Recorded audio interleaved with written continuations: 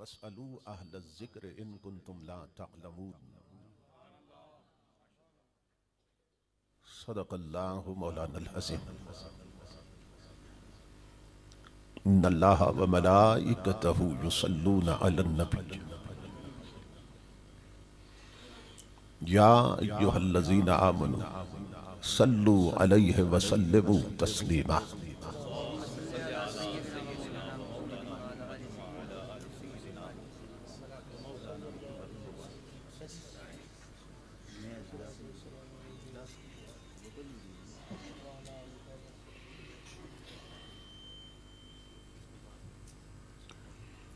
لائق احترام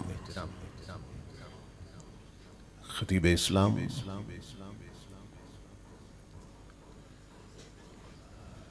مجاہد اہل سنت برادر عزیز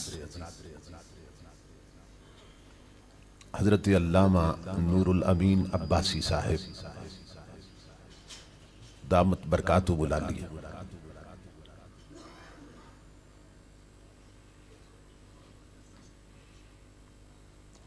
یادگار اسلاف محب و مشفق محترم المقام حضرت علامہ حکیم محمد اجمل صاحب دامت برکاتہم القدسیہ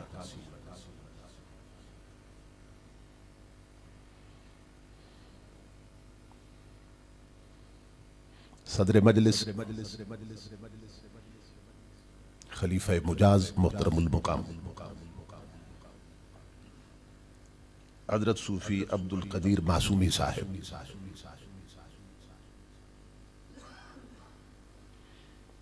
خطیب اسلام حضرت علامہ جنید سہراب عباسی صاحب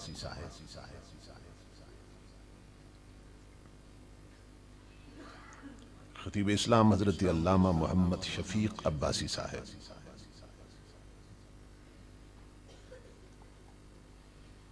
خطیب اسلام حضرت مولانا حافظ محمد جواد عباسی صاحب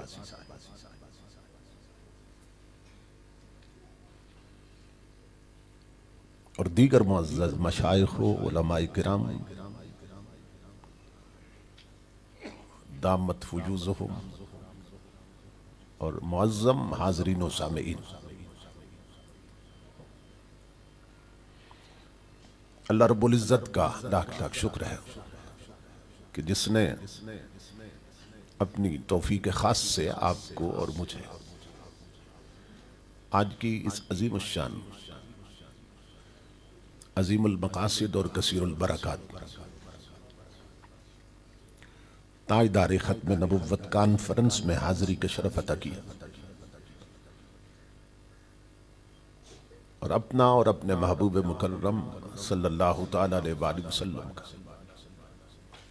ذکر پاک اور پیغام عظیم سننے اور سنانے کی توفیق عطا فرمائی۔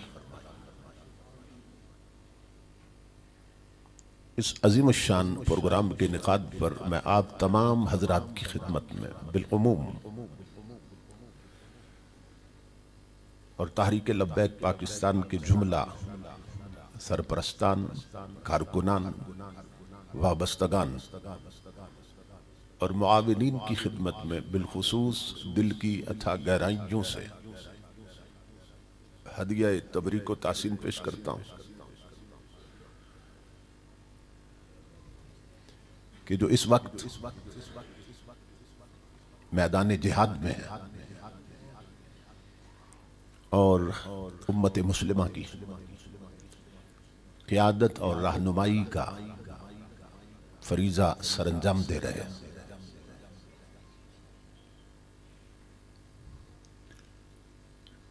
اللہ رب العزت ان کی کاوشوں کو، ان کے پاکیزہ جذبوں کو، ان کے ایثار کو، دینی خدمات کو اپنی پاک بارگاہ میں قبول و منظور فرمائے اور ہم سب کو اس قافلہ عشق و مستی میں اور قافلہ مجاہدین میں شامل ہونے کی توفیق عطا فرمائے اور شامل ہونے کے بعد ثابت قدم رہنے کی توفیق عطا فرمائے۔ میں اپنے برادر عزیز استاذ الحفاظ مجاہد اہل سنت حضرت علامہ حافظ محمد مدثر عباسی صاحب کا شکر گزار ہوں کہ جن کے توسل سے تاریخ کا تعین ہوا اور میں اس پاکیزہ مجلس تک پہنچا ہوں۔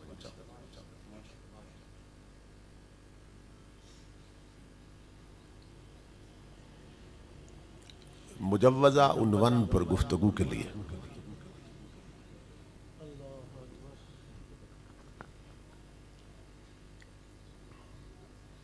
میں نے آپ حضرات کی خدمت میں قرآن حکیم کے جو الفاظ تلاوت کرنے کا شرف حاصل کیا، ان میں اللہ رب العزت نے ہمیں حکم دیا ہے کہ اگر ہمیں کسی حقیقت کی خبر نہ ہو تو ہمیں چاہیے کہ جو اہل ذکر ہیں ان سے پوچھ لیں۔ فَاسْأَلُوا أَهْلَ الذِّكْرِ إِن كُنتُمْ لَا تَعْلَمُونَ، اے نہ جاننے والوں اگر کچھ جاننا چاہو تو پھر جو اہل ذکر ہیں ان سے پوچھ لیا کرو۔ قرآن حکیم میں اللہ رب العزت ہمیں حکم دے رہا ہے کہ کسی بھی حقیقت کو اگر ہم جاننا چاہیں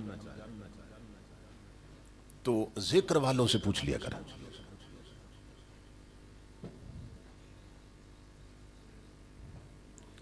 اب سوال یہ پیدا ہوتا ہے کہ اہل ذکر کون ہے کہ اپنی مخلوق کو اللہ رب العزت جن کے پاس حاضری کا حکم دے رہا ہے، تو یہ تب معلوم ہوگا جب یہ معلوم ہو جائے کہ خود ذکر کیا ہے۔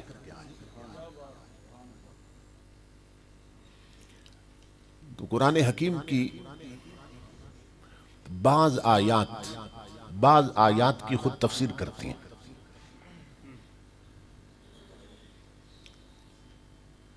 القرآن یفسر بعضہ بعضا، قرآن کا بعض حصے کی خود ہی تشریح اور تفسیر کر دیتا۔ تو قرآن نے حکم دیا کہ نہ جاننے والوں اہل ذکر سے جان لیا کرو۔ تو قرآن ہی نے بتایا کہ ذکر کیا ہے۔ فرمایا اِنَّا نَحْنُ نَزَّلْنَا الذِّكْرَ وَإِنَّا لَهُ لَحَافِظُونَ، بے شک یہ ذکر ہم نے نازل کیا ہے، بے شک ہم نے جو نازل کیا ہے وہ ذکر ہے اور ہم ہی اس کی حفاظت کرنے والے ہیں۔ تو اس آیت میں اللہ رب العزت نے الذکر کس کو کہا؟ قرآن پاک، کیونکہ قرآن کو نازل کیا اللہ رب العزت نے، قرآن کو اللہ رب العزت نے فرمایا الذکر ہے،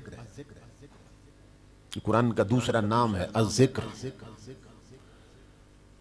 تو پھر اہل ذکر کون ہوئے؟ فَاسْأَلُوا أَهْلَ الذِّكْرِ، تو جب ذکر قرآن ہے تو پھر اہل ذکر کون ہوئے؟ قرآن والے۔ تو اللہ رب العزت حکم دے رہا ہے کہ نہ جاننے والوں اگر کچھ جاننا چاہو تو پھر جو قرآن والے ان سے پوچھا کرو۔ میں یہ سمجھتا ہوں کہ یہ ایک آیت بھی اگر قیامت کو تکڑی بن گئی اور ہمیں اس آیت پر تولنے لگ گئے تو ہماری میجارٹی اور اکثریت کی قطاریں لگ جائیں۔ کہ اللہ رب العزت فرمائے گا کہ میں نے تمہیں بھیجا تھا قرآن والوں کی طرف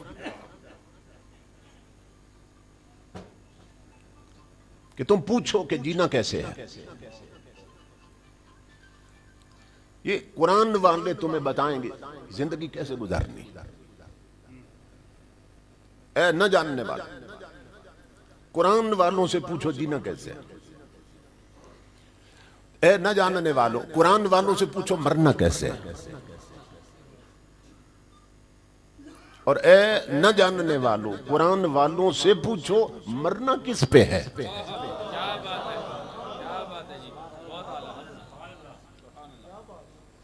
اے نہ جاننے والوں، قرآن والوں سے پوچھو تمہارے گھر کا ماحول کیسا ہونا چاہیے۔ اے نہ جاننے والوں، قرآن والوں سے پوچھو تمہاری بہو بیٹیوں کا لباس کیسا ہونا چاہیے۔ اے نہ جاننے والوں، قرآن والوں سے پوچھو تمہارے بازار کا ماحول کیسا ہونا چاہیے۔ اے نہ جاننے والوں، قرآن والوں سے پوچھو تمہارے ملک میں نظام کس کا ہونا چاہیے۔ اے نہ جاننے والوں، قرآن والوں سے پوچھو تمہاری اسمبلیوں میں نمائندے کیسے ہونے چاہیے۔ اے نہ جاننے والوں، قرآن والوں سے پوچھو تمہارے تخت پر حکمران کیسا چاہیے۔ اے نہ جاننے والوں، قرآن والوں سے پوچھو تمہاری خارجہ پالیسی کیسی ہونی چاہیے۔ اے نہ جاننے والوں، قرآن والوں سے پوچھو کہ تمہارا خالق سے تعلق کیسا ہونا چاہیے۔ اے نہ جاننے والوں، قرآن والوں سے پوچھو کہ تمہارا مخلوق سے تعلق کیسا ہونا چاہیے۔ تو اللہ رب العزت ہمیں حکم دے رہا ہے کہ نہ جاننے والوں، اگر کچھ بھی جاننا چاہو تو اپنا رہنما انہیں بناؤ جن کے پاس قرآن ہے۔ اب قیامت کو اللہ رب العزت نے اگر پوچھ لیا کہ میں نے بھیجا تھا قرآن والوں کی طرف، تم تیر والوں کی طرف کیسے چلے گئے۔ میں نے بھیجا تھا قرآن والوں کی طرف، تم شیر والوں کی طرف کیسے چلے گئے۔ میں نے بھیجا تھا قرآن والوں کی طرف، تم بلے والوں کی طرف کیسے چلے گئے۔ تو بتاؤ کیا جواب ہو۔ یہ ایک آیت ہے، اللہ فرماتا ہے نہ جاننے والوں، اگر کچھ جاننا چاہو تو پھر قرآن والوں سے پوچھو،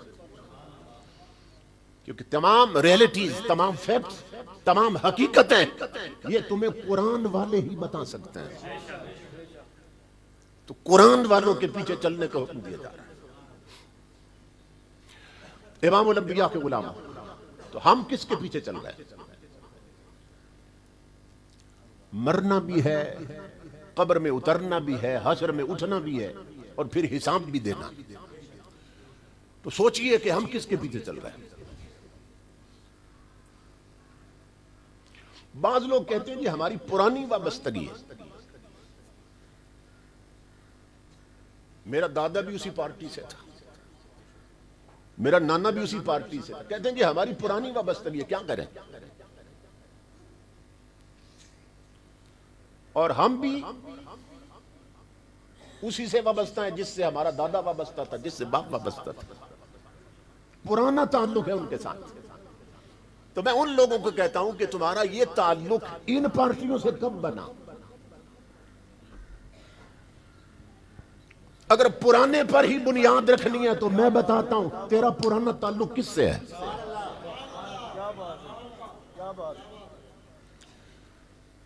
تمہارا کسی بھی سیاسی پارٹی سے تعلق کب بنتا ہے؟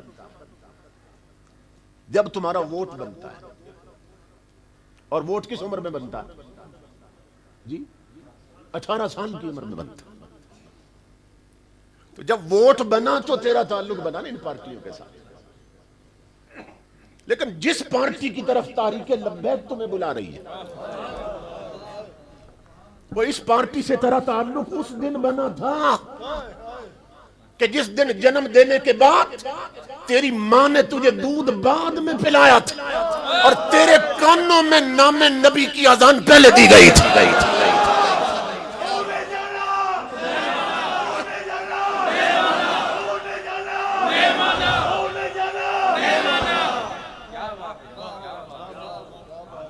تو نادان سوچ تیرا پرانا تعلق کس کے ساتھ۔ جب تو پیدا ہوا تھا تو ماں نے دودھ بھی بعد میں دیا تھا اور تیرے کانوں میں نام نبی کی اذان پہلے دی گئی تھی۔ تو ہمارا جس سے پرانا تعلق امام الانبیاء کے غلاموں، ہم اسی پر قربان ہوتے رہیں گے۔ ہمارا سب سے پرانا تعلق حضور کے ساتھ۔ جب ہم کہتے ہیں نا مسلمان ہے، تو پھر اسلام کہ کچھ تقاضے بھی ہیں۔ زبان سے کہہ بھی دیا لا الہ تو کیا حاصل، دل و نگاہ مسلمان نہیں تو کچھ بھی نہیں. وہ اصحاب رسول کہ جن کے ایمان کو اللہ رب العزت نے ہمارے لیے ماڈل بنا دیا، نمونہ بنا دیا. اصحاب رسول فرمایا فَإِنْ آمَنُوا بِمِثْلِ مَا آمَنْتُمْ بِهِ فَقَدْ اهْتَدَوْا.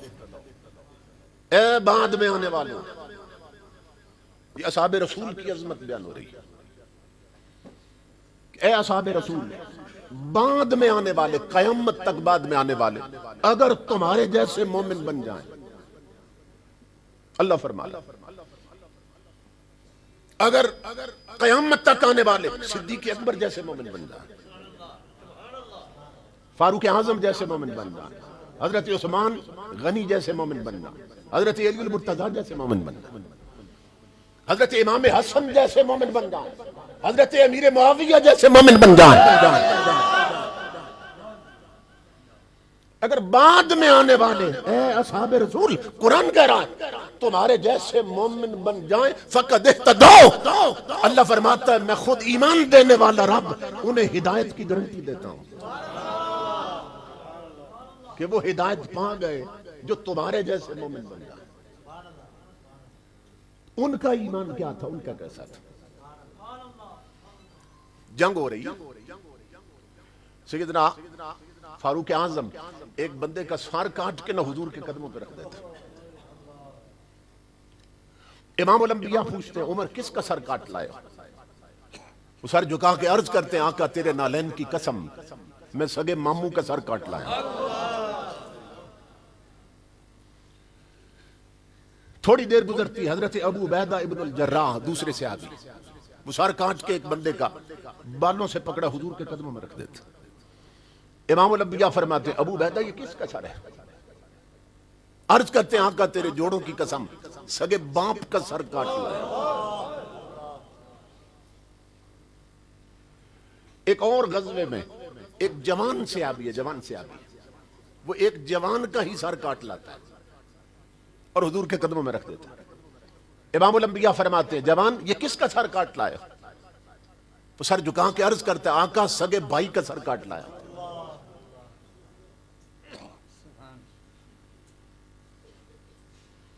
اب امام الانبیاء پوچھتے ہیں، حضور سوال کرتے ہیں اے عمر اے ابو عبیدہ، وہ جوان سر کاٹتے ہوئے ہاتھ نہیں کانپے تھے؟ دل نہیں لرزا تھا تیرا کہ یہ ماموں کا سر ہے، یہ باپ کا سر ہے، یہ میرے بھائی کا سر ہے؟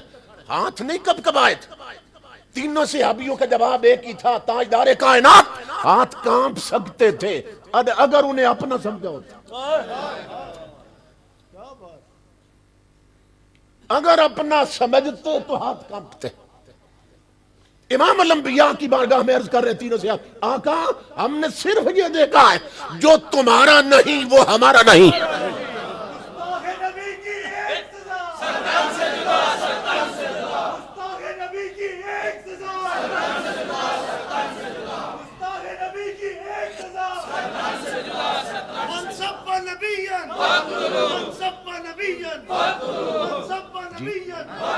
نہیں میں خود کرتا ہوں.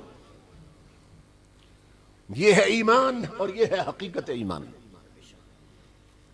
آج ہمارا حال کیا ہے؟ پارٹی نہیں چھوڑتے دین چھوڑ دیتے، برادری نہیں چھوڑتے دین چھوڑ دیتے، دنیاوی مفادات نہیں چھوڑتے اپنا دین اور ایمان چھوڑ دیتے. اسے ابھی عرض کر رہے ہیں آقا ہمارا ماٹو یہ ہے، ہمارا مشن یہ ہے اور ہمارا یقین یہ ہے اور ایمان یہ ہے کہ جو تمہارا نہیں وہ ہمارا نہیں. غازی ممتاز قادری نے یہ سبق انہی صحابیوں سے سیکھا تھا. ٹی وی چینلز پر بعض اینکرز بیٹھتے تھے نا، تبصرے کرتے تھے کہ وہ تو گورنر کا سیکورٹی گارڈ تھا، اس نے تو اس کی حفاظت کرنی تھی تو خود محافظ نے جان لے لیا. تو ذرا دیکھو کہ وہ کتنا عرصہ اس کی حفاظت کرتا رہا ہے.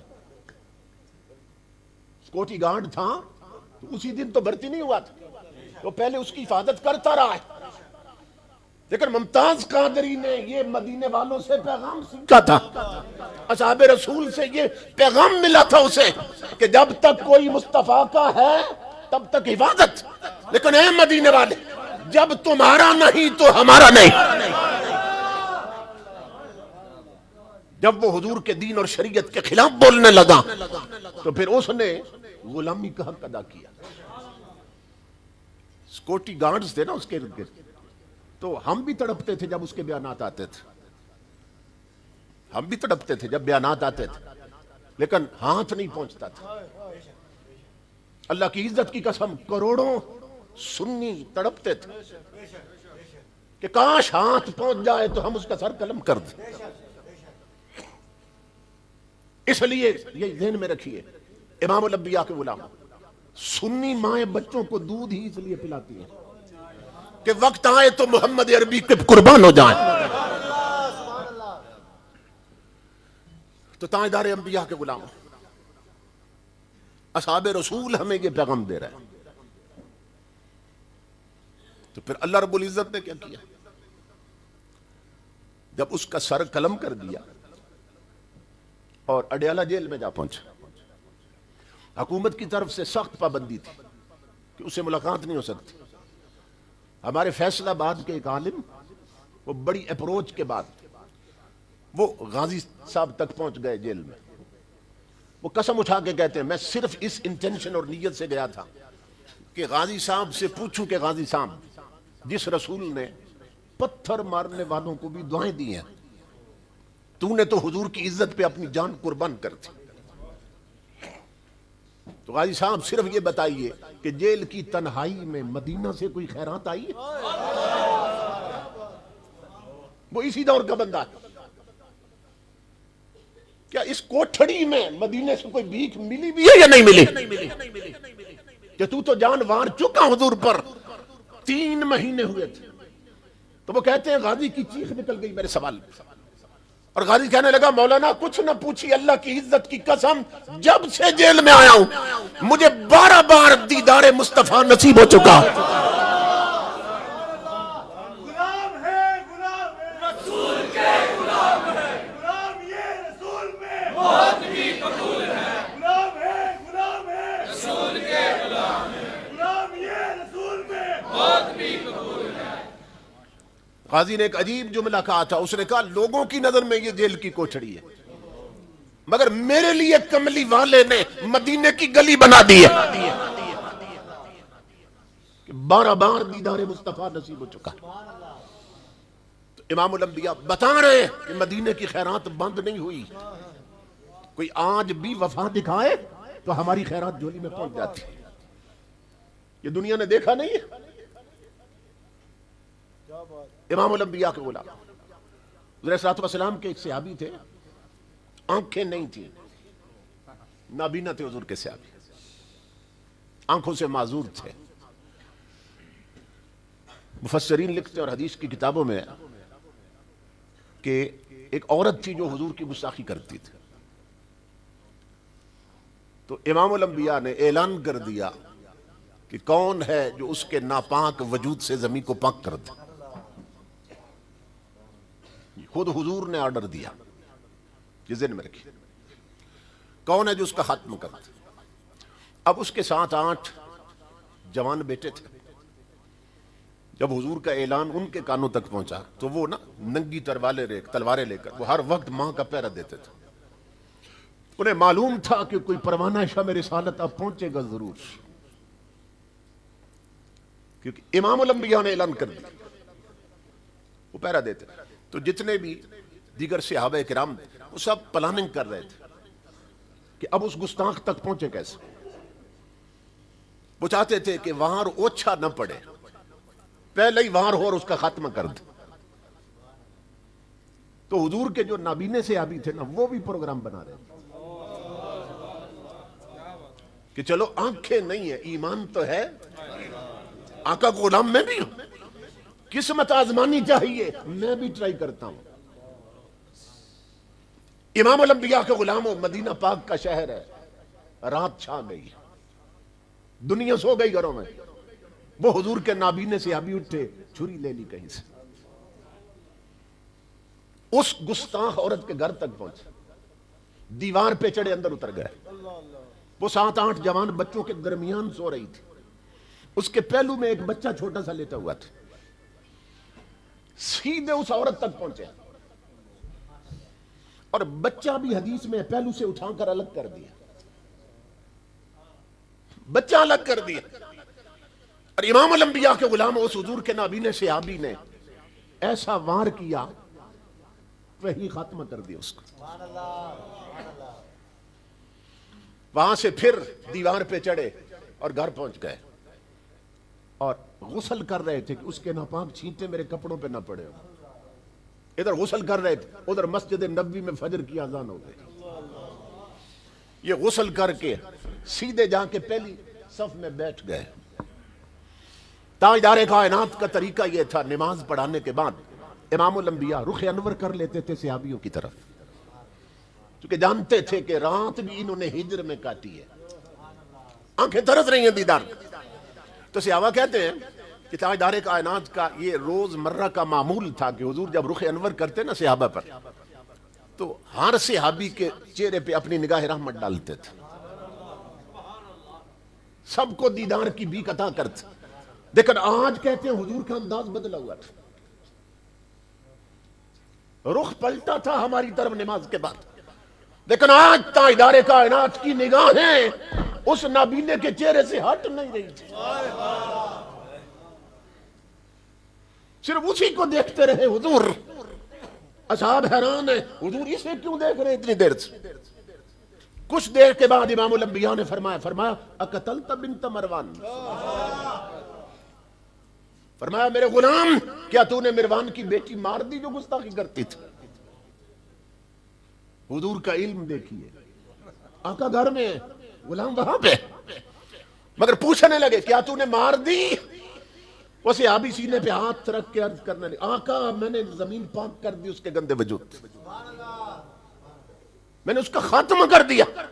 سیدنا فاروق اعظم ساتھ بیٹھے تھے، یہ نہ فرتے جذبات سے کھڑے ہو گئے جب یہ سنا اس نابینا صحابی نے گستاخوں کو ختم کر دیا. گستاخ عورت کھڑے ہو گئے اور پیچھے مسجد بھری تھی اور فرمانے لگے او صحابیوں، غلاموں، آقا کے غلاموں، او ساتھیوں، او دیکھو دیکھو اس نابینے نے کتنا بڑا کام کر دی. فاروق اعظم کی زبان سے یہ لفظ نکلا تو ہم آنکھوں والے پروگرام بناتے رہے، دیکھو اس معذور نے کتنا بڑا کام کر دیا. جب کہا نا نابینے نے، امام الانبیاء نے ہاتھ پکڑ لیا فاروق اعظم، فرمایا لا تقل له اعمى ولكنه البصير. عمر اسے نابینا نہ کہو، یہی تو آنکھوں والا ہے. یا رسول اللہ لبیک لبیک لبیک، یا رسول اللہ لبیک لبیک لبیک، یا رسول اللہ لبیک لبیک لبیک، یا رسول اللہ لبیک لبیک لبیک، یا رسول اللہ لبیک لبیک لبیک، یا رسول اللہ لبیک لبیک لبیک، یا رسول اللہ لبیک لبیک لبیک، یا رسول اللہ لبیک لبیک لبیک، یا رسول اللہ لبیک لبیک. شیر اجازت سے اکھی دے نابینے تائیں او دل ہوندی روشنائی، کیا سبحان اللہ سبحان اللہ. دل دیاں انیاں تائیں یارو چاروں طرف سے آئی. ماشاء اللہ.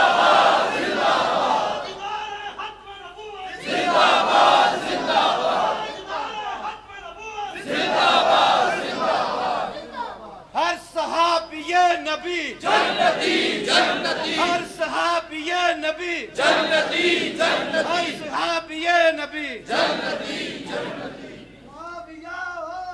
جنتی جنتی، جنتی جنتی.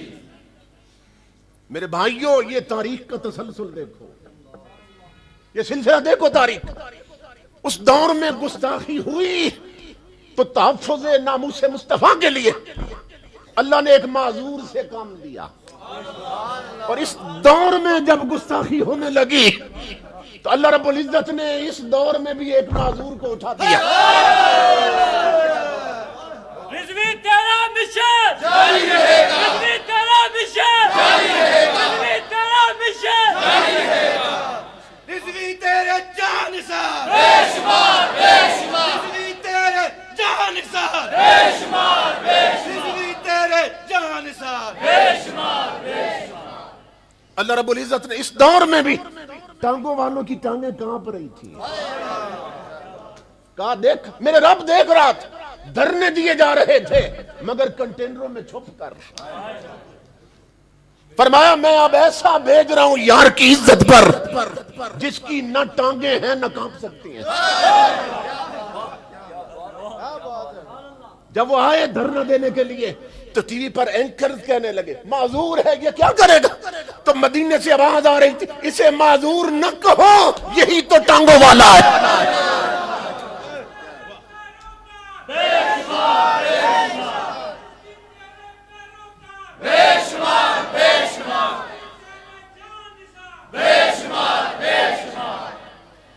تو امام الانبیاء نے فرمایا عمر اسے نابینا نہ کہو, یہی تو آنکھوں والا ہے.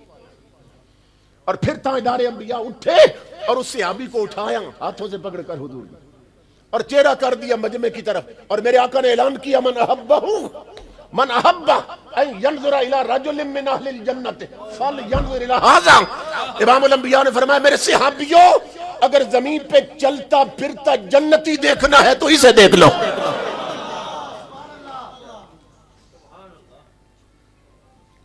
اس لیے میرے آقا کے غلاموں ہمیں جینا کیسے ہے یہ ہمیں قرآن والا بتا گیا.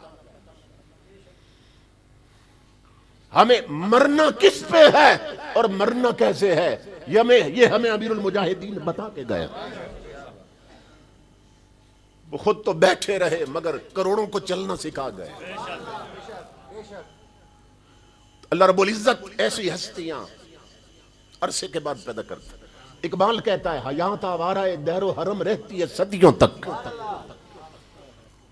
حیات آوارہ دہر و حرم رہتی ہے صدیوں تک, تو بزم عشق سے ہوتا ہے ایک صاحب نظر پیدا. تو قدرت نے دکھایا کہ نہیں دکھایا؟ بتایا جو حضور سے وفا کرے. اور یہ حضور کا ارشاد سنیے, روح جھوم اٹھتی ہے. امام الانبیاء ہمیں فرما گئے قیامت تک امت, فرمایا من شیعنا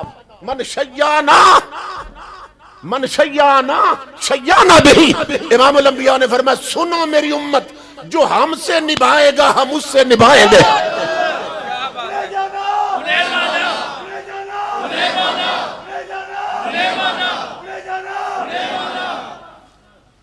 من شیع بنا شیعنا بہی, یہ حضور کا پیغام, جو ہم سے نبھائے گا ہم اس سے نبھائیں گے.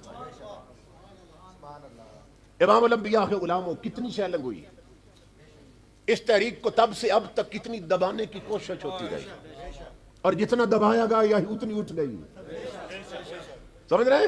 تو مدینے سے خیرات جب ملتی ہے تو امام الانبیاء کے غلاموں پوری دنیا نے دیکھا یہاں ڈاکٹر مر جاتے ہیں, انجینئر مرتے ہیں, بریگیڈیئر جنرل مر جاتے ہیں, وزیر اور صدر مر جاتے ہیں, لیکن ناک میں روئی ٹھونس دی جاتی ہے کیونکہ یہاں سے رطوبت بہنا شروع ہو جاتی, خون بہنا شروع ہو جاتا ڈیڈ باڈی کا, اور سر سے کپڑا گزار کر نہ ٹھوڑیاں باندھ دی جاتی ہیں کیونکہ منہ کھل جاتے ہیں اور ٹیڑھے ہو جاتے ہیں, اور یہاں سے رطوبتیں بہنے لگ جاتی.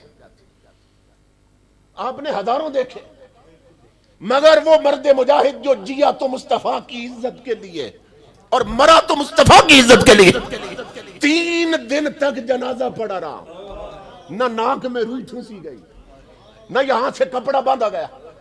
اور 3 دن کے بعد جب جنازہ اٹھا ہے تو اس عاشق رسول کا چہرہ گلاب اور موتیے کو بھی شرما رہا تھا. تو آقا بتا رہے ہیں ہم خیرات یوں دیتے ہیں.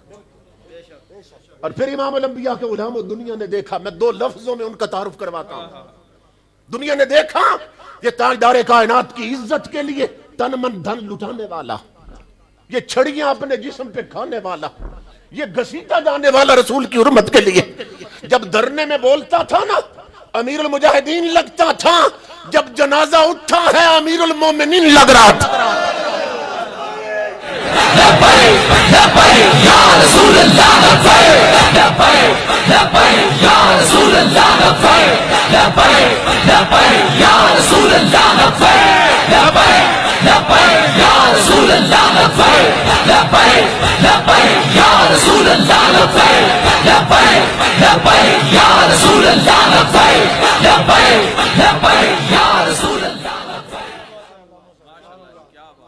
تو دنیا دیکھ رہی تھی، ساری دنیا نے دیکھا۔ تو امام الانبیاء سے جو وفا کرتے ہیں آج بھی ان کی جولی میں حضور کے ٹکڑے اور خیرات آتی ہیں۔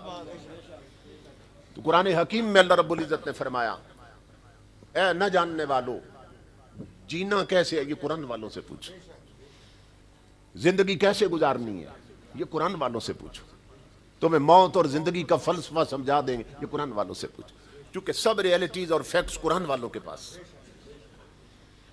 امام الانبیاء کے غلاموں، یہ ہمارے پڑوس میں انڈیا، حالانکہ یہ سائنس کے اور تعلیم کے کلائمیکس کا دور،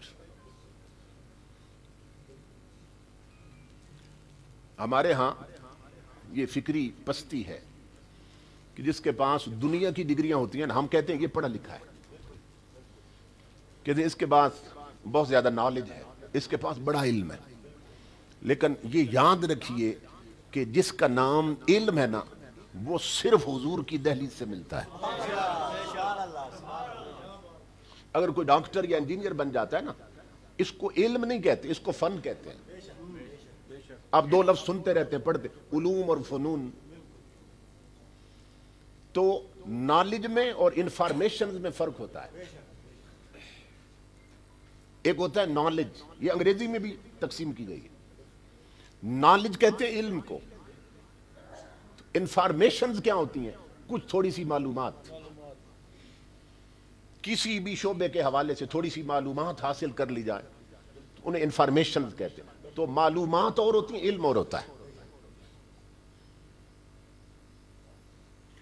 اور یہاں جو ہمارے ملک میں کھیل کھیلا گیا اور جہاں سے بنیاد پڑی، یہ سنیے غور سے، جو پاکستان میں پہلا ٹی وی اسٹیشن تھا وہ کہاں کھولا گیا؟ کراچی میں۔ پاکستان میں پہلا پی ٹی وی، پاکستان ٹیلی ویژن اسٹیشن جو بنا وہ کراچی میں بنا اور ایوب خان کے دور میں بنا۔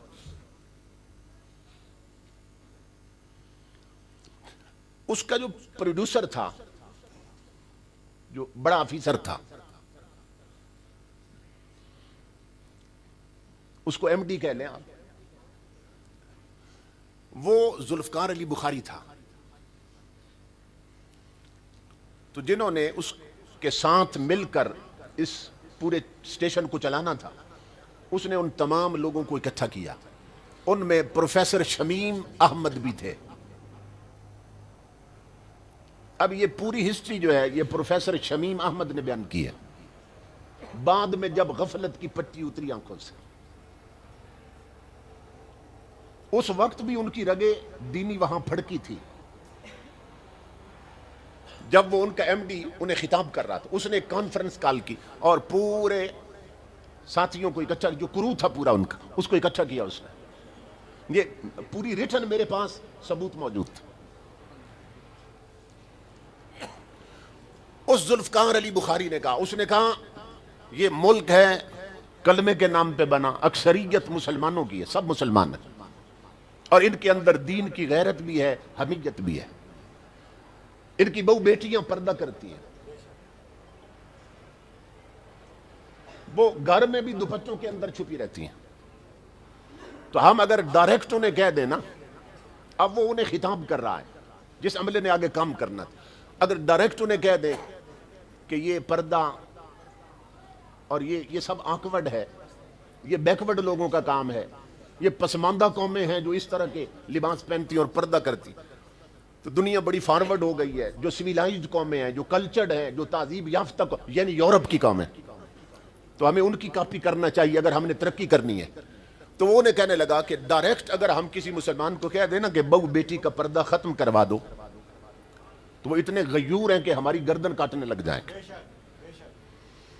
اس نے کہا کہ اب ٹی وی اسٹیشن کے ذریعے، یہ جو ٹی وی کھولا ہم نے، اس کے ذریعے ہم مسلمانوں کے گھروں کے اندر گھس جائیں گے، ٹی وی کے ذریعے،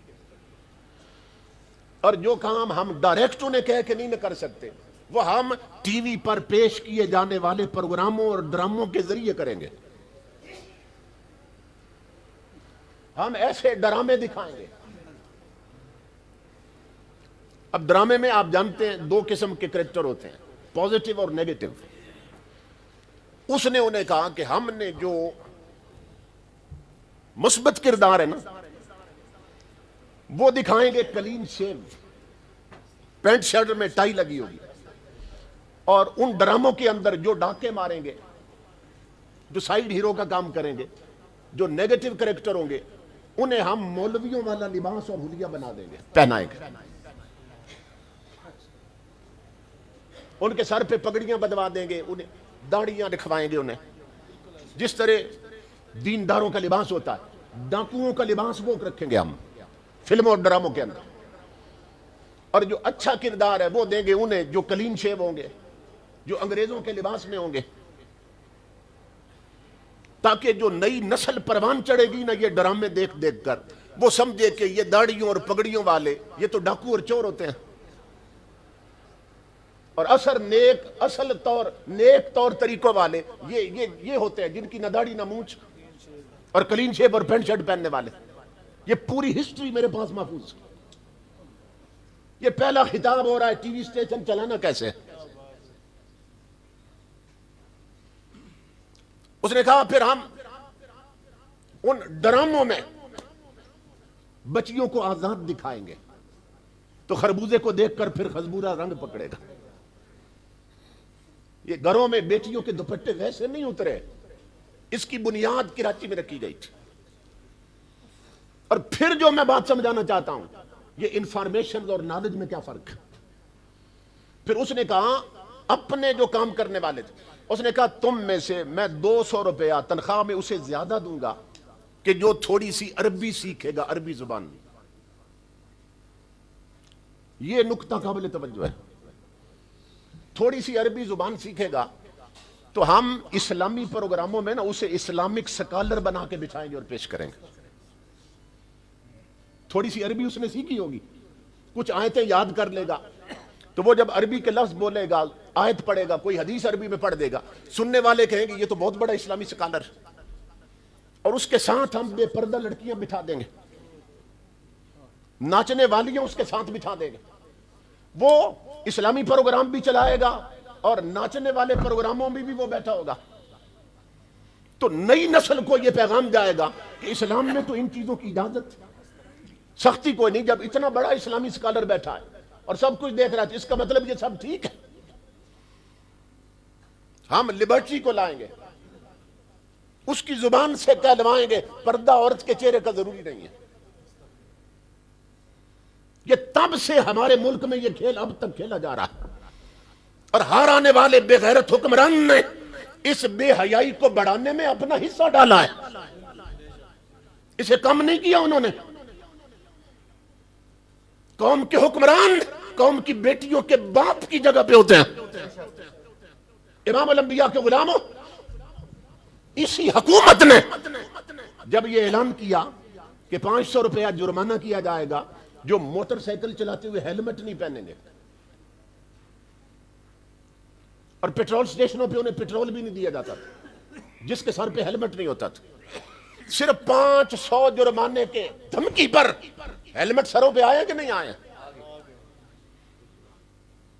اگر کوئی دیندار حکمران ہوتا جس نے محمد عربی کا دین پڑھا ہوتا, جس کے اندر مسلمان بیٹیوں کے لیے شرم حیا اور غیرت ہوتی, تو اگر اس کے آرڈر پر مردوں کے سروں پر ہیلمٹ آ سکتے ہیں تو بیٹیوں کے ننگے سروں پر دوپٹے بھی آ سکتے تھے. پاکستان کا مطلب کیا؟ لا الہ الا اللہ. پاکستان کا مطلب کیا؟ لا الہ الا اللہ. پاکستان کا مطلب کیا؟ لا الہ الا اللہ. مگر ہر آنے والے نے اس بے غیرتی میں حصہ ڈالا. کیوں؟ کہ ان کی تعلیم و تربیت ہی انگریزوں کے ماحول میں ہوئی تھی. یہ صرف انگلش میڈیم سکولوں میں پڑھنے والے, اور یہ یورپ سے پڑھ کے آنے والے, ان کے استاد یہودی عیسائی کافر.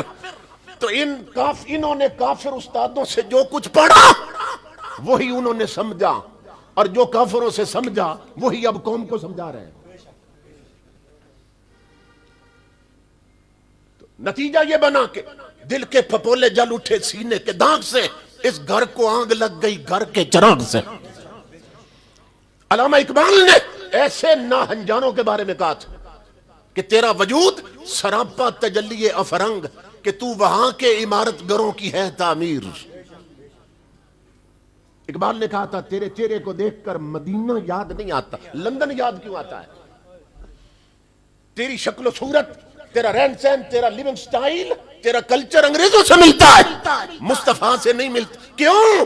کہ تیری پرورش ہی اس گندے ماحول میں ہوئی ہے۔ تیرا وجود سراپا تجلی افرنگ، کہ تو وہاں کے عمارت گروں کی ہے تعمیر۔ اور اسی پر علامہ اقبال نے کہا تھا۔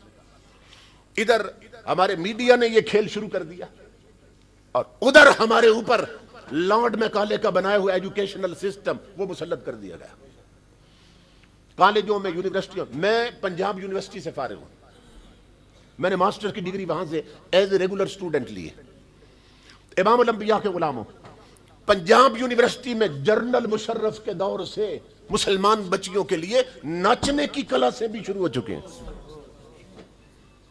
یہ پنجاب یونیورسٹی بر اعظم ایشیا کی سب سے بڑی یونیورسٹی ہے، یہ بر اعظم ایشیا کی سب سے بڑی یونیورسٹی ہے۔ پنجاب یونیورسٹی لاہور، وہاں مسلمان بچیوں کے لیے ایک جرنل نے ناچنے کی کلا سے شروع کر دی۔ اس بے حیا اور بے غیرت سے کوئی پوچھنے والا نہ تھا کہ کیا یونیورسٹیاں اور کلیات مسلمانوں کے ملکوں میں اس لیے بنائے جاتے ہیں کہ بیٹیوں کو ناچنا سکھایا جائے، یا فاطمہ زہرا کی کنیزیں بنائی جائیں، عائشہ صدیقہ کی لونڈیاں بنائی جائیں؟ اس ملک کے حکمرانوں نے اس ملک کو برباد کر کے رکھ دیا۔ آج ہماری اسلامک آئیڈینٹی خطرے میں، ہمارا تشخص خطرے میں۔ تو میرے آقا کے غلاموں، یہ ہمارا مذہبی، ملی اور قومی فریضہ ہے کہ ہم اپنی نسلوں کی گھٹی میں مصطفیٰ کا قرآن رکھ دیں اور انہیں لائیں اس تحریک لبیک کے پلیٹ فارم کی طرف۔ یہ ذہن میں رکھیں، اگر چاہتے ہیں کہ کل قیامت کے دن حضور کے قافلے میں شریک ہو سکے تو پھر اس قافلے میں ہمیں شامل ہونا ہوگا، اور ایسے شامل ہو جائیں کہ نہ کوئی خوف تمہیں جدا کر سکے اور دنیا کا نہ کوئی لالچ تمہیں جدا کر سکے۔ جب امام اہل سنت مولانا شاہ احمد نورانی رحمت اللہ تعالی نے جب وہ قادیانیوں کو نن مسلم مینارٹیز یہاں اس کا اعلان کروا رہے تھے اور قانون میں لکھوا رہے تھے، غیر مسلم اقلیتوں میں یہ بھی شامل ہے، اس وقت لاہور کی جو پارٹی تھی، مرزائیوں میں دو پارٹیاں ہیں، گلوری پارٹی، انہوں نے لاکھوں کروڑوں روپیہ یعنی پاؤنڈز کے بھرے ہوئے صندوق مولانا کو پیش کیے، صرف اتنا کہا کہ ہم مرزا قادیانی کو ہم نبی نہیں مانتے، ہم اسے صرف مجدد مانتے ہیں، تو آپ یہ رکھ لیں تو ہمارا نام نکال دیں کہ مرزائیوں کا یہ گروپ جو ہے یہ غیر مسلم نہیں ہے، تو یہ ہم آپ کو پیش کرتے ہیں۔ تو مولانا شاہ احمد نورانی مسکرائے، فرمایا تم دیر سے پہنچے ہو، یعنی تم بعد میں آئے ہو، میرا سودا مدینے کی منڈی میں ہو چکا ہے۔ رسول اللہ لبیک لبیک لبیک یا رسول اللہ لبیک لبیک لبیک یا رسول اللہ لبیک لبیک لبیک یا رسول اللہ لبیک لبیک لبیک یا رسول اللہ لبیک لبیک لبیک یا رسول اللہ لبیک لبیک لبیک یا رسول اللہ لبیک لبیک لبیک یا رسول اللہ لبیک لبیک لبیک یا رسول اللہ لبیک۔ تو ہماری نئی نسل کو دو دھاری تلوار سے ذبح کیا جا رہا ہے، ادھر الیکٹرانک میڈیا، پرنٹ میڈیا اور اب سوشل میڈیا بھی ساتھ شامل، اس کے ذریعے ادھر ہمارے کالجز اور یونیورسٹیوں کے ذریعے ہماری نسلوں کو غیر مسلم بنایا جا رہا ہے۔ امام الانبیاء کے غلاموں، ہماری یونیورسٹیوں اور کالجوں سے بے دین جوانوں کی فوجیں نکل رہی ہیں، کالجز میں اور یونیورسٹیوں میں یہ حالت ہو چکی۔ اور اقبال کا کلام، قلندر لاہوری کا کلام، وہ آج ہماری جو مغنیات ہیں، جو گلوکارائیں ہیں نا، ان کے ہتھے چڑھا ہوا ہے. جب ہم نے نہیں پڑھا تو وہ پھر گلوکارائیں لے گئی. ایک طوائف پڑھ رہی ہے اقبال کا کلام کہ خرد کے پاس خبر کے سوا کچھ اور نہیں، تیرا علاج نظر کے سوا کچھ اور نہیں. یہ پاکستان کی ایک گوئی، ایک گلوکارہ پڑھ رہی ہے اقبال کا یہ کلام. وہ اپنی بے حیا نظر کی بات سمجھ رہی ہے کہ اقبال تیری بے حیا نظر کی بات کر رہا. اسے نہیں معلوم اقبال وہ تیری نظر کی بات نہیں کر رہا، وہ غریب نواز کی نظر کی بات کر رہا ہے جو اٹھی تھی تو 90 لاکھ ہندو کو محمد کا دیوانہ کر گئی تھی صلی اللہ علیہ وسلم. ان کے ہتھے اقبال کا کلام چڑھ گیا ہے. تو ہماری نئی نسلوں کو فکری طور پر الہاد کی طرف لا رہے ہیں. اسی پر اقبال نے کہا تھا کہ ان کی پلانگ یہ ہے کافروں کی کہ یہ فاقہ کش جو موت سے ڈرتا نہیں ذرا، روح محمد اس کے بدن سے نکال دیا. پوری پلاننگ اقبال نے بتائی ہے اس پوری نظم میں کہ یہ فاقہ کش جو موت سے ڈرتا نہیں ذرا، روح محمد اس کے بدن سے نکال دیا. یہ فاقہ کش جو موت سے ڈرتا نہیں ذرا، روح محمد کیا؟ عشق محمد، کہ اسی عشق نے تو اسے مرنا بھی سکھا دیا. اور امام الانبیاء کے غلاموں جب فیض آباد میں دھرنا تھا نا، تو یہ جو روح محمد ڈالی گئی اس عاشق رسول کے ذریعے مسلمانوں کے سینوں میں، تو وہاں ایک جوان بیٹھا تھا جس کی شادی کے دن آ گئے تھے. گوجرانوالہ کا جوان، اس کے باپ نے وہاں سے فون کیا اسے. اس نے کہا میں نے کارڈ چھپوا دیے، پوری برادری کو دعوت، تیری شادی کی تاریخ آ گئی اور تو جنازہ گاہ میں بیٹھا ہے، تو مقتل میں اترا ہوا اور تیرے دولہا بننے کے دن ہے. اس نے کہا اگر میرا بیٹا ہے نا تو دھرنا چھوڑ کے گھر واپس آ جا. وہ جس کے اندر روح محمد پھونکی جا چکی تھی. اس جوان نے کیا کہا؟ اس نے کہا ابا ابھی فون بند نہ کرنا، اب میرا پیغام بھی سن. اس نے کہا اگر تو میرا ابا ہے تو گھر چھوڑ اور تو بھی دھرنے میں آ، دونوں حضور پہ قربان ہوتے ہیں.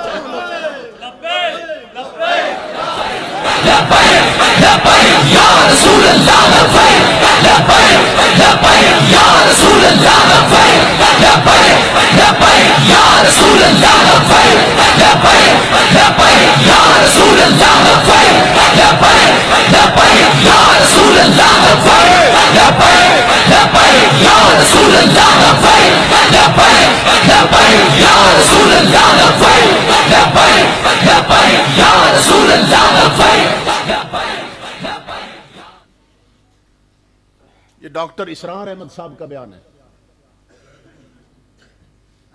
ڈاکٹر اسرار احمد صاحب اب فوت ہو چکے ہیں.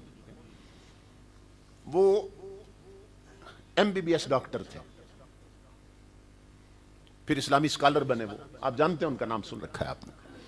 اب یہ ان کا بیان ہے، انہوں نے اپنی کتاب میں لکھا کہ میں اس وقت لاہور کے ایک ہسپتال میں پریکٹس کر رہا تھا اور تحفظ ختم نبوت، عقیدہ ختم نبوت کے تحفظ کے لیے اس وقت جلوس نکلا ہوا تھا اس روڈ پر. آگے نا پولیس اور فوج نے لائنیں لگا دی تھی کہ یہ ڈیڈ لائن ہے، جو اس کو کراس کرے گا اس پر گولی چل جائے گی. وہ کہتے ہیں ادھر پیچھے سے جلوس آ رہا تو ختم نبوت کے نعرے لگ رہے اور غلامی رسول میں موت بھی قبول تھی، فضائیں گونج رہی تھی. وہ کہتے ہیں ہم سب ڈاکٹر نا سامنے مڈیر پہ آ گئے کہ ڈیڈ لائن مقرر ہے اور پیچھے سے حضور کے غلام آ رہے ہیں اور انہوں نے کہا ہے جو اس لائن کو کراس کرے گا سینے سے گولی پار ہو جائے گا. تو یہ کوئی پاگلوں کا ہجوم نہیں ہے، عقل ہے، فکر ہے ان کے پاس. میں دیکھتا ہوں ڈیڈ لائن کون کراس کرے گا.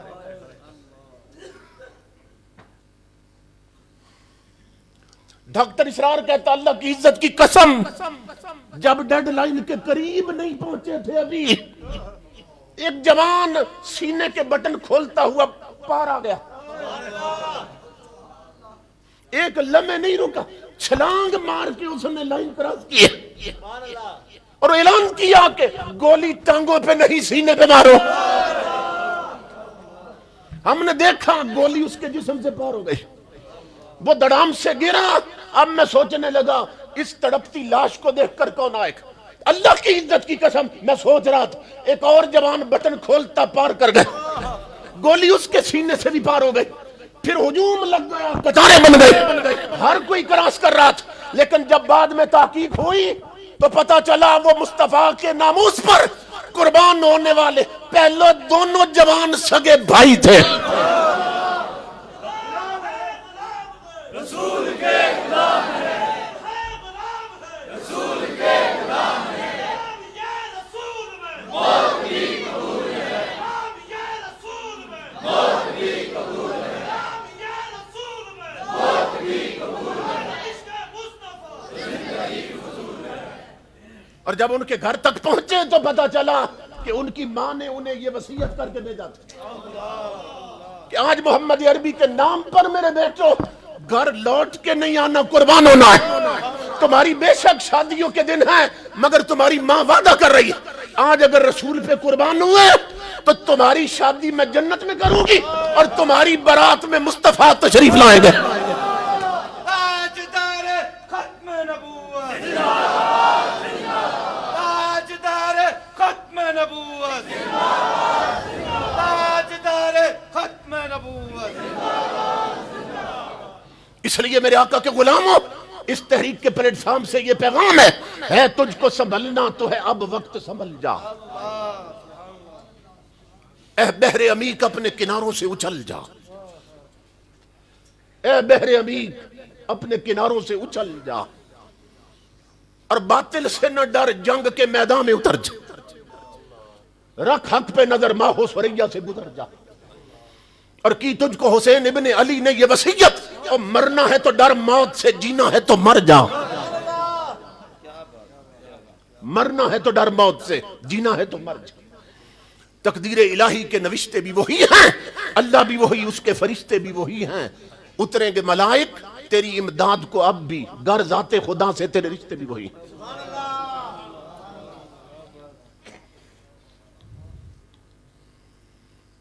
اس لیے میرے آقا کے غلاموں, وہ خوش بخت ہوں گے جو اس قافلہ عشق و مستی میں شامل ہو جائیں گے. میں اللہ کی عزت کی قسم کھا کے کہہ رہا ہوں, آنے والی صدیوں میں ہم خوش بخت ہیں, ہمیں امیر المجاہدین کا زمانہ ملا. آنے والی صدیوں میں لوگ حسرت کریں گے, کاش امیر المجاہدین ہم نے تیرا زمانہ پایا ہوتا. یا رسول اللہ لبیک لبیک لبیک یا رسول اللہ لبیک لبیک لبیک یا رسول اللہ لبیک لبیک لبیک یا رسول اللہ لبیک لبیک لبیک یا رسول اللہ لبیک لبیک لبیک یا رسول اللہ لبیک لبیک لبیک یا رسول اللہ لبیک لبیک لبیک یا رسول اللہ لبیک. بس یہ میرا آخری پیغام ہے. ایک بادشاہ نا, وہ ایک علاقے میں گیا تو قبرستان سے گزرا. اس نے دیکھا کہ قبروں پہ نا, تمام قبروں پر کتبے لگے ہیں. اوپر قبر والے کا نام بھی لکھا ہے, نیچے اس کی ساتھ عمر بھی لکھی ہوئی. وہ بڑا حیران ہوا دیکھ کر کہ کسی کی عمر لکھی ہوئی تھی 3 سال, کسی کی 5 سال, کسی کی 8 سال, کسی کی 10 سال, اس سے زیادہ عمر نہیں لکھی ہوئی تھی. وہ سوچنے لگ گیا کہ شاید یہ اس آبادی کے لوگ یہ بچوں کو الگ دفن کرتے ہیں کہ یہ سب بچے لیٹے ہیں, کوئی 5 سال کا ہے, کوئی عمر لکھی ہوئی ہے 10 سال. تو جب آبادی میں پہنچا تو اس نے بزرگوں سے پوچھا, لوگوں سے, کہ وہ قبرستان اسی آبادی کا ہے. انہیں بتایا کسی آبادی کا. اس نے کہا کہ کیا بچے الگ دفن کرتے ہیں؟ اس نے کہا نہیں. تو کہاں دفن کرتے ہیں بڑوں کو؟ انہوں نے کہا اسی قبرستان میں. تو وہ حیران ہو کے کہنے لگا کہ تم نے عمریں اتنی تھوڑی لکھی ہیں اور دفن بڑوں کو بھی وہیں پہ کرتے ہو. کسی کی عمر 3, کسی کی 5, کسی کی 8, کسی کی 10, اور اس سے اوپر نہیں ہے. تو یہ کیا ہے, عمر اتنی کم کیوں لکھی جب بوڑھے بھی وہیں دفن کرتے؟ اب سننا غور سے. ان لوگوں نے بتایا کہ ہمارے بڑے ہمیں ایک فکر دے گئے تھے اور دعا کرو ایسے بڑے مل جائیں. وہ علاقے والے بتانے لگے ہمارے بڑے ہمیں ایک فکر دے گئے تھے اور ہمیں سمجھا گئے تھے کہ زندگی اصل میں وہ ہے جو مصطفیٰ کی غلامی میں گزرے. تو یہاں جس کی جتنی غلامی میں گزری تھی ہم نے صرف اتنی لکھی ہے کیونکہ باقی تو اس نے ضائع کر دی. اس لیے میں پورے ملک نہیں عالم اسلام میں پیغام دے رہا ہوں ہماری زندگی بہت ضائع ہو چکی. اب تحریک کے پلیٹ فارم پہ آؤ کہ زندگی زندگی بن سکے. ختم نبوت زندہ باد زندہ باد. ختم نبوت زندہ باد زندہ باد. ختم نبوت زندہ باد زندہ باد. دین آیا دین آیا دین آیا دین آیا دین آیا. اس لیے یہ پیغام ہے تاجدار کائنات کے غلاموں کہ لذت عشق نبی دل میں بسائے رکھنا یہ خزانہ ہے لٹیروں سے بچائے رکھنا. اللہ رب العزت ہمیں حضور کا وفادار غلام بنائے اور تحریک کے وہ کارکنان جو اس وقت میدان جہاد میں اور جہاد اکبر کر رہے ہیں یہ سب سے بڑا جہاد. اللہ رب العزت ان کی جوانیوں کو بابرکت بنائے. میرے محترم بھائی عمران عباسی صاحب مجھے بتا رہے تھے تو پہلے ہماری زندگی بھی کسی اور طرف دی تھی لیکن بابا جی نے ہمارا کانٹا بدل دیا تو زندگی اب زندگی بنی ہے. جو وقت حضور کی غلامی میں بیتے وہی زندگی ہے باقی تو سب شرمندگی ہے. اللہ رب العزت ان علماء کا سایہ ان فضلاء اور قائدین کا سایہ ہمارے سروں پہ قائم رکھے. میرا دل باغ باغ ہو گیا اتنا بڑا اجتماع دیکھ کر اور اتنی خوبصورت بزم نظم و ضبط کے ساتھ دیکھ کر. اللہ سب کا آنا قبول کرے اور ہماری نسلوں کے عقیدے دین اور ایمان کی حفاظت فرمائے. وما علینا الا البلاغ.